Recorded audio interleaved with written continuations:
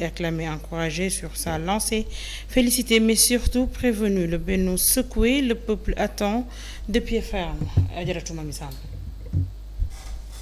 maanaam firi ko ci wolof. maanaam ginnaaw bi mu génnee nit ñi am nañu koy tàccu wax dëgg yàlla ñii kontaan nañu ñii félicité nañ ko waaye fi mu toll nii Benno candidat yi daanaka dafay mel ni luy mujjee bari Benno daal dafa secoué ndax ku nekk mu ngi ñii ngi tàccu ñii ngi bëgg a ànd ak moom waaye ña ca des candidat yaa ngi rocceeku benn par benn. Voilà, c'est normal parce que enfin man en fait ce qui m'a un peu intrigué par Assane Nabou ci li nga xam ne moom mooy déclaration au président de la République Macky Sall, j'ai eu l'impression que dafa njuuy ñëpp même ñi nekk ci biir partem j'ai eu l'impression qu'en fait qu'ils étaient pas prêts à entendre que moom du présenté wu en tant que candidat. Oui, xam nga lu tax parce que comment la ñu mën a comprendre ni on voit notre première dame mu toog entourée des partisans de Benno Bokk Yaakaar et que après l'annonce on voit que foofu en fait dafa mel ni comme nañu ma baal dañ leen tàgge dañ tellement ambiance bi fa nekkoon ni mu morosé ñii jooy ñii am lu leen naqari et tout ça, donc j'ai l'impression que le président de la République en fait ñuy ne ñëpp même ñi nga xamante ne ñoom ñoo nekk ak ñoom xam nga quand je te dis que le président Macky Sall est un excellent politicien xam naa fu ma ko tegee il nous donne raison parce que aujourd'hui sur le plan communication, c'est-à-dire il nous a laissé avoir notre opinion ci ni nga xamante ne noonu maanaam li jëm ci wàllu question au troisième candidature. Après, faut pas oublier que derrière il y a eu une très grande pression, quoi qu'on puisse dire, même si dans ses déclarations il fait semblant pour dire que en tout cas ni ko nit ñi di attaqué ci li nga xam ne moo jëm ci wàllu question troisième candidature moom touché wu ko, en vérité touché na ko du moment que wax na ci. Bu ko waxul woon ça veut dire que kon def ko dara, mais le fait que mu relever ko ci discours am pas une, pas deux, pas trois fois, ce qui veut dire que réellement am na lu muy def ci moom. Donc aujourd'hui F24 à la limite j'ai envie de leur dire que am na liggéey bu ñu ci jot a def, j'ai envie de dire que Ousmane Sonko aussi a joué une grande partition ci li nga xamante ne moom mooy li nga xam ne moom mooy président de la République li mu dellu ginnaaw parce que sa pression était également présente, et au-delà de tout cela Nabou, il y a aussi la pression du peuple sénégalais bi nga xam ne wane nañu position bi nga xamante ne dorénavant en tout cas yàgg na bi ñu gisee ñi ànd ak moom di véhiculer discours bi ni mel. Après féliciter peut-être pas, mais moi je dirais saluer posture bi nga xamante ne am na ko, c'est une posture démocratique boo xam ne c'est ce qu'on attend d'un chef d'État bu def 2 mandats pour mu dem après am na ci droit mu ci droit loolu yëpp wax dëgg yàlla ce n'est pas des questions qui nous importent. Ce qui nous importe mooy ne il va pas se présenter aux élections présidentielles de 2024, et ça c'est une bonne chose pour décrisper tout un peuple et dindi li nga xamante ne moom moo fi nekk lépp. Beneen bi ci topp mooy APR Benno Bokk Yaakaar, comme je le dis man je ne vois pas en fait un parti politique boo xamante ne dafay bootu ci ginnaaw benn nit et puis dafa mel ni yeneen nit di ci topp dañuy nañu ma baal mais comme ay moutons de Panurge maanaam dañu ber kenn ki daa jiitu rek ñeneen ña ca def topp ci. Pourquoi alors que toutes ces personnes yi nga xamante ne ñoom ñoo nekk au sein de ce parti, ce sont des gens qui sont dotés d'une intelligence. Mënuma comprendre que ne ñu ne ci benn parti bi benn nit kooku rek moo war a mën a jiite moo war a mën a nekk ci kanam. Pourquoi ñeneen waruñoo mën a aspirer à ce que ñu nekk ay candidats ci biir APR Benno Bokk Yaakaar?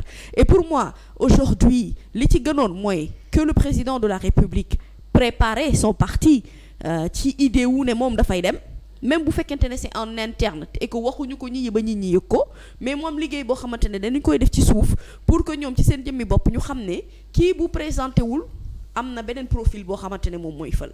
Parce qu'il ne leur reste pas beaucoup de temps. Fii ak les élections c'est à quoi 7 ou 8 mois même pas ñu war a jublu ci élection présidentielle. Donc à la limite ils se retrouvent un peu sur la même situation que le Parti démocratique sénégalais, qu'on le dise, parce que Parti démocratique sénégalais aussi amuñu beneen plan A amuñu beneen plan B. Karim Wade la ñu am te Karim xamuñu ndax dinañ ñëw wala bu ñëwee bokk. En tout cas on parle de la révision de son procès, quand est-ce que cela va être fait ba ñuy war a mën a tànn beneen candidat? Est-ce qu'au sein du Parti démocratique sénégalais amul beneen candidat bu war a mën a remplacer Karim Wade pour que mu nekk le candidat du Parti démocratique sénégalais? Loolu itam c'est une question à réfléchir. Donc comment on en arrive au point où au niveau de APR, au niveau de Benno Bokk Yaakaar, à part le président de la République Macky Sall, qu'il n'y ait personne boo xamante ne préparé nañu ko pour mu war a mën a wuutu ki nga xamante ne moom moo fi nekk, dans la mesure où ñoom ñu nangu ko ñàkk ba ñu nangu waroon nañu xam ne même bu annoncé woon candidature am maanaam du doon loo xamante ne ce serait une chose facile pour la toute bonne et simple raison que sénégalais duñu ko nangu. Donc duñu ko nangu parce que dafa am lu fi constitution bi teg duñu ko nangu parce que histoire politique bi da ko wane duñu ko nangu parce que fàttaliku nañu fi M23 du benn du ñaar duñu ko nangu parce que F24 juddu na fi ci diggante bi duñu ko nangu parce que y a une opposition jeune boo xamante ne dañuy jàkkaarloog ñoom te ñuy jàkkaarloog ñoom itam ci xeex bi ñu nekk fas ñu fay bouger d'un iota donc tout ça boo ko xoolee quelqu'un peut être candidat comme Amadou Ba. Quelqu'un peut être candidat comme le Dynamo Corps, comme Abdoulaye Daouda Diallo. Je ne sais pas, il y a beaucoup de profils yoo xam ne ñu ngi ci biir APR Benno Bokk Yaakaar qui doivent aspirer à être président de la République. Pour la toute bonne et simple raison que portefeuille bi nga xam ne président Sall amoon na ko en termes de république ak ni ñuy gérer état ak yeneen yu ni mel ñenn ci ñoom amoon nañ ko wala am nañu ko ci jamono ji donc miin nañu gouvernement miin nañu état après nag. Gérer un État comme le Sénégal n'est pas chose aisée pour tout le monde. Ce n'est pas aussi pour autant que nekkatu fi rek que ku nekk da nga yaakaar ne war ngaa mën a nekk président de la République. Président de la République nekkul maanaam poste boo xamante ne dafa yomb ba kenn ku ci nekk boo xëyee rek comme kii nekkatu fi nga ne xaaral ma ñëw taxaw. Donc war nga mën a am jikko qualité compétence intelligence. ak wàccee sa bopp buy war a mën a tax ngay fàtte sa bopp di jiital ñi askan wi bi la fal pour que l'intérêt du peuple soit géré au maximum. Donc aujourd'hui au sein d'APR Benno Bokk Yaakaar c'est drôle ce qui se passe parce qu'il se réveille d'un cauchemar j'ai l'impression sauf que le cauchemar continue parce que ñoom dañuy yaakaar ne yeewu na nu jeex na déedéet le président de la République va se rendre très vite compte que li daloon Abdoulaye Wade dina ko dal mu nangu ko ñàkk ko bañ a nangu mooy ne mu xam ne ñi ànd ak moom politique a tax ñu ànd ak moom ba ñu naan ko sàll ngaari lam tooro buuru géde booba danoo yaakaaroon ne moom moo fi nekk di bummite comme kenn ñemewul woon ne léegi fu mu nekk ni mu ne bokkatul ñu bëri dinañu am fitu wax ne ñoom bëgg nañu nekk candidat ce sera peut-être à sa plus grande surprise ou peut-être pas parce qu'en tant que politique il doit s'attendre à ça en homme intelligent boo xamante ne yàgg na itam ci wàllum culture ci wàllu culture politique moom il l'a fait avec le président de la République Abdoulaye Wade et pourtant il a eu tous les portefeuilles qu'il fallait ministre premier ministre président Assemblée nationale ba ci président de la République du Sénégal donc aujourd'hui quand je vois un profil comme Amadou Mame Diop ça pour moi excusez-moi mais c'est une hypothèse boo xam ne dañu ko war a écarter parce que Assemblée nationale ba nu ko jox rek am na problème pour gérer ko mu correct donc bu ñu ko waree mën a jox réew loolu itam beneen cas la xam nga bu ñooñu nga war a jàkkaarloog un candidat boo xam ne expérimenté bu mel ni Idrissa Seck quoi qu'on puisse dire il a l'expérience de la politique bon après amul pour man ñàkk na buzz bi nga xamante ne soxla woon na ko ci wàllum politique dëgg-dëgg il l'a perdu parce qu'il a raté le coche depuis très longtemps il y a aussi des candidatures comme Khalifa Sall il y a des candidatures comme Abdourahmane Diouf tu vois et ak ñeneen ñi nga xamante ne fësalaguñu seen bopp lu ñuy gën a dem ci kanam ñoom ñuy gën a fësal li nga xamante ne moom mooy seen position mais au sein de Benno Bokk Yaakaar et de APR c'est pour revenir à ce que je disais tout à l'heure par rapport au parti de transition pour man parti politique yi dañu war a liggéey de telle sorte que ñu bàyyi ci seenub xel ak ci seenub gis-gis yaakaar ne benn nit rek moo war a nekk ci kanam kooku moo war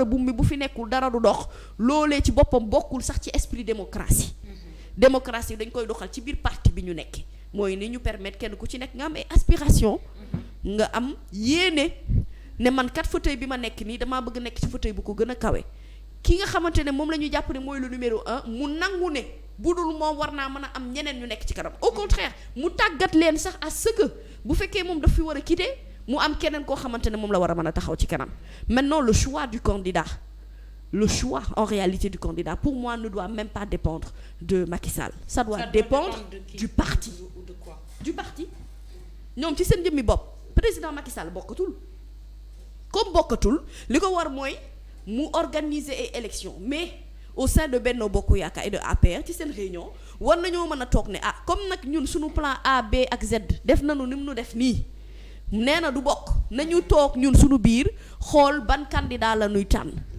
te moom itam bu ñu tànnee candidat ci ay collaborateurs am mu accompagner leen ci processus bi xam ne loolu mooy le choix du parti bi ñu bëgg a imposer au peuple sénégalais et il en sera de même pour les autres partis comme parti socialiste comme parti démocratique sénégalais AFP bokk gis-gis nga xamante ne benn bopp rek ñoo fi nekk xam nga fu mu nekk di Pape Diop attends boo ma bëggee yeewu ne man dafa bëgg a nekk candidat je te dirais demal nga woowali waat ma Madické Niang ne ko mu ñëw dellu si waat poser candidature am ñu dem fu nekk toj fa rajax du dëgg donc dafa am loo xamante ne pour man réalité politique la boo xam ne dafay dab nit ñi ci processus te politique jamono ji ki ko mën a def mooy ki fekkee démb fekkee tey ki nga xam ne itam ndaw la bokk na ci processus bi nga xam ne moom la ñu nekk di liggéey boobu ba tey et quelqu'un qui a une vision autre que la vision du président de la République Macky Sall parce qu'il ne s'agit pas de venir copier ce que Macky Sall a fait parce que ce que Macky a fait am na ci ay mbir yoo xamante ne kenn d'accordu ci bokk na ci li tax régime am nit ñi doyal ci sëkk ak barke donc ki nga xam ne dafa war a wuutu président même bu fekkente ne ci biir APR la bokk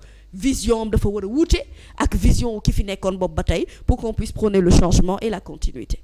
jërëjëf Adjaratou Mamy Bassane ginnaaw bi nga xamante ne président annoncé na départ am et que wax na ni du bokk ci présidentielle bu 2024 coow li nag bari na ginnaaw ñu ci bari félicité nañ ko ñi tàccu nañ li nga xamante ne ci lancé bi nga xam ne moom la nekk ndax jàpp nañ ni dafa ñoŋal lii di démocratie ci réew mi waaye pendant ce temps nit ñi li xel yi di xalaat yépp mooy bennoo daal di am ay yëngu maanaam mu yëngatu daal ci wàllum candidature yi ndaxte gis nañ ni lu ñu mënti wax coalition la boo xam ne dañu soudé depuis 2012 ba léegi ndax jiitul ma topp sa ginnaaw mën na am biir benn. jërëjëf ko leen de naa la ko wax. la ma dégg daal bu dee am na. candidat yi bari na. xam nga nag candidat yi mën nañoo bare waaye du ñu ñemee wax tamit am na ñoo xam mën nañ ko bëgg te duñ ko wax ñoo xam ni dañ koy xalaat am ñoo xam dañ koy waxtaane mais coow lu rëy li am moo bare dégg naa ay xuloo ay ñoo xam ne waaw waxoo ma woon lii waxoon nga ma lii waxoo ma ko woon yooyu yëpp dégg nañ ko yaa ñu ko waxoon non kenn waxuñu woon lii ñii naan yëguma woon ay waay ñun président lu mu nu def nii man de xalaatuma woon ci àdduna ni Macky dinañu def lii ñu ngi ko doon dégg am na yeneen yu mel nii yu ñuy wax ne amul kenn ku imaginer wala ku yëgoon ne lii la président bi nar a wax gis ni rek ñu bindal ñu démb ci journal bi ne kii nu mu tuddati Amadou Ba il était dans la confidence waaye benn affaire am na koor pour tontu la képp koo xam ne a ngi nekk biir Benno Bokk Yaakaar ci parti au-delà de APR wax dëgg yàlla nag ku ne nag war ngaa mën a am ambition nag ne damay jiite Sénégal nag ñu waxante dëgg nag dëgg yàlla te loolu président Sall da ci war a ànd sax léegi nag ñu tànn ñu ne ñu def ay primaire seen biir xaj na fi 5 mois jekk na ci jege waaye lu ne mën naa ne ñu organiser wu elle a raison Mamy quand elle dit que le président du moom moo war a tànn ka waa APR bëgg ñëwaa ka ñu war a jàppale bokk waa parti baa ko war a tànn malheureusement nos partis ici ne fonctionnent pas comme ça malheureusement ñoom ñëpp dañ la naan président bi daal ku mu joxañ kooku la waaye malgré loolu nag am na si nag ñi am ful la ñoo xam ni du forcément ku leen joxoñal rek lan naan mooma bu amoon tey di nga gis ñeneen ñu taxawee nii surtout bu carte bi changé. waaw dina am ñeneen ñu taxawee nii ñun daal président la ñu gëmoon dem na jeex na kon léegi daal dañuy dewal suñu bopp. mais loolooy dëgg sax Baye sax. waaw dañuy kiiwal suñu bopp dañuy nangam waaye nag benn affaire tamit am na benn apéro noo xam kat Sam dëgg la encore. waaw ñoom dañoo bari donc du coup. kan moo bari ñoom bu ñu demee. ku nekk dem mbiram. ka bari ñoom dañoo bari nag waa Benno. APR mu tubaarkàlla ba APR barewul bu dara soppeewu. te APR sax dañoo bari si sekk nag. ku ci demal sa bopp mën ngaa am dara. yow koor yarewuñ la nii yow lii lan la bën ruube de. yarewuñ la nii. xale bi dafa mbokkal ruube moom mbokkal na ko rumbax. Abdou Karim Fofana bu ko neexee samp ndëndam. waaw ka mu neex rek. waaye dama la ni ñoom wax dëgg yàlla seen yëfa. seen yëfa waaye une chose est certaine lu mu nekk seen yëfi dinañu concerner ndax ñoom bu ñuy laaj baatu askan bi la ñuy laaj. léegi nag la réalité moytu leen boisson énergisante yi nga xam ni tubaab yee ko fi indi xamu leen lu ñu ko defaree xamu leen fu ñu ko jëlee xamu leen la mu doon. am benn problème. moytu leen lii di leen naan buy. li ci des yàlla na barkeel. di leen naan buy ak neb bisaab ba weex ba torop baax na de. ak nebedaay. nebedaay ak ya ca des. temps yi de nebedaay laa jël. ak yeneen ya topp boisson yi tubaab bi di jël dugal fi te kenn xam boisson la mu doon yii ñuy dugal fii kenn xamul la mu doon. day wàccee coono rek. yàlla na yàlla sàmm ñëpp. bu amul OGM rek baax na. yi nga xam ni fi ne nii boo ko sotti woon ci benn vaisselier wala benn kii nettoyé ko dafa set wicc. ay bàyyi sant tamit nag wax dëgg yàlla passant waaye daal Benno Bokk Yaakaar ñoom fi mu nekk nii coow li topp na leen waaye nanu ko gérer rek du dëgg. président nag def na li ko waroon mooy respecter constitution mënut a def mandat parce que constitution beeg ko empêché. comme nag jël na décision bu baax bi une sage décision et correctement civilisée. macha allah. dañu koy wax jërëjëf. c'est une décision patriote et patriotique démocrate et démocratique léegi nag nu dox ci yoonu constitution bi képp ku fee falawti noonu ngaa doxee. ka bëgg nag am ambition jëlal sénégalais yi ñooy décider. ñoom boo waxee ñoom sénégalais yi boo leen intéressé xayru boo leen intéressé wul nga liggéey continuer ba keroog nga leen di intéressé boo leen dul intéressé tam nga xam ne yàlla loolu la dogal waaye Benno Bokk Yaakaar ak beneen parti bi. ñu ngi tudd APR. ñoom seen collectif bi wax dëgg yàlla noo xam. du dëgg. noo xam. ko c'est que nag ci réew mi lañ bokk nag du dëgg. waaw mais ñoom nanu ko organiser ay borom xam-xam ñoo fa nekk. am na wàll boo xam ne ci population bi ñoom rek la ñuy topp. waaw borom xam-xam yi ne foofu nañu lijjanti ñoom am nañu xam-xam de bu baax sax ay kilifa yu mag a fa ne waaye nag askan la ñu amal affaire te askan bi nag mere na leen tamit c'est une réalité qui est là. askanu Sénégal ñi ci ëpp mere nañu Benno Bokk Yaakaar Benno goo xam ne dem nañ ba tudd leen Benno Tas Yaakaar waaw. mere googu leen mere nag kañ képp koo xam ni candidat nga si jàppal ni dana la topp daañu la ko xoolee. dëgg la de loolu tamit dëgg la de. c'est vrai oui. yéen a àndoon kat. bu mu ñaaw fii rafet fii yéen a àndoon da ngeen di ànd rek loyauté loolu la du tere nag ka si nekk am nga sa particularité tamit xam nga équipe bu football ka jiite moom coach bi mën naa am nu mu mel waaye ña ca nekk it am na ci koo xam dana génn daan ne gis nga man maa nga ca woon mais xam ngeen ne man su doon man dong. waaw su doon man dong boobu nag boo convaincre Sénégalais yi xeerul boo leen convaincre nag nga xam ni loolu la yàlla dogal. waaye loolu yëpp ca sélection ba la. ca sélection ba la casting ba waaw kay. ca sélection ba la waaw waaye nit ñi mere nañ leen torop sax. torop Sénégalais yi yee moom ci bala nga koy xam sax da ngay toog fii wax ba pare kilifa toog fële woo la téléphone ne la waaye yow li ngay rafetal nii yow jaaral ci digg bi nga ne ko déet man jéem na mu ne ma ne jaar waaye ñii du ñu jaar fu bon ma ne ko déet loolu nag mënuma cee jaar nag ci télé loolu moom mënuma kaa wax parce que degré bi nit ñi toll la. xam nga réew boo xam ni réew Sénégal bii. maa ngay wax benn brique de lait Bridel 1,50 € 1000 francs am ku ma ne non 5 €, 6 €, 3 €, waaye lam ci mën a doon proportionnellement revenu le SMIC qui est presque à 1 million de francs CFA comparé ak ñun 60 000 francs proportionnellement kuy am SMIC presque 1 million su jëndee 4 €, 5 €, loolu du dara.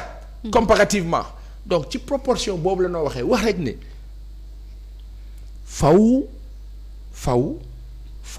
Naboucor ñi nga xam ne ñoo bokk Benno Bokk Yaakaar xam ne Sénégalais yi li leen meree seen situation la suñu dundin ni ñuy nekkee réew boo xam nit ñi dañuy xëy du ñu ndékki réew boo xam nit ñi dañuy toog du ñu añ réew boo xam nit ñi reer dañuy taqale jaaykatu 2012 ak 2021 li doon jaaykatu cere jaaykatu fonde dafa triplé quadruplé ci koñ yi ba jamonoy baax Sacré-Cœur daawul am jaaykatu fonde ci mbedd mi ak Mariste ak feneen ak feneen ak Pikine ak feneen ak feneen waaw lu tax mu tas ci dëkk bi bare. mooy foo def forox caaye. am na benn bu nekk boulangerie Ngor rond-point Ngor ba. ca kii ba Almadi ba. ca Almadi ba. daggub yàpp waaye kii ba wuy ma. téeméer. wetu banque islamique ba. waa ja ne ca kii bi. waaye kooku day fees del.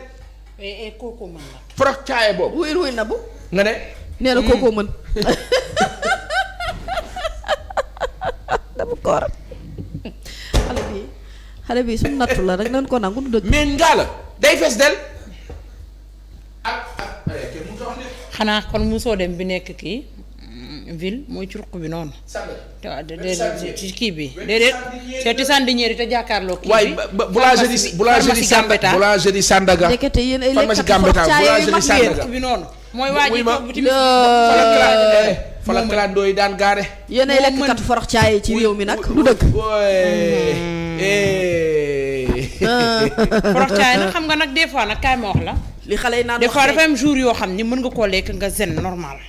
waaye des fois boo koy lekk boo ko lekkee ba nga am prix yi ci suuf si. loolu moom ndax lekkatu xel bi forox du ko nangu des fois lekkatu forox caaye rek ngay ko xam. xam di crise di. mais lekkat ñi koy forox defar caay. yàlla na leen yàlla sàmm. mais waa yàlla jooju dina leen sàmm tànk nekk mu ngi continuer di yëlëb caaye ji. waa jooju nekk diggante Brioche Dorée Ngor ak banque islamique bi waa jooju xam naa dina ma mere waa jooju day fees del Almadi bi. lekkatu forox caaye nga de. mais yow kooku mën na. ma la ko nëbb de kooku moom am na secret bu spécial bu ne ci moom.